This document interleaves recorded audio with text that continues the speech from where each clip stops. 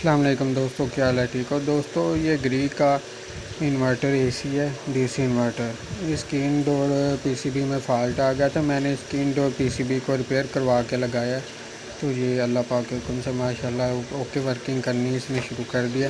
दोस्तों, मेरे चैनल को लाइक और सब्सक्राइब लाजमी किया करें यार। कुछ दोस्त ऐसे हैं जो सिर्फ देखते हैं, ना लाइक करते हैं ना सब्सक्राइब करते हैं। तो सब लोगों से रिक्वेस्ट है कि मेरे चैनल को लाइक और सब्सक्राइब लाजमी किया करें, ताकि मैं मज़ीद वीडियोस आपके लिए अच्छी वीडियोस बना सकूं। और आपको कुछ ऐसे प्रोसेस हैं जिनकी किसी को ज़्यादातर समझ नहीं आती, उनके बारे में भी आप लोगों को बता सकूं। कि अल्लाह हाफ़िज़।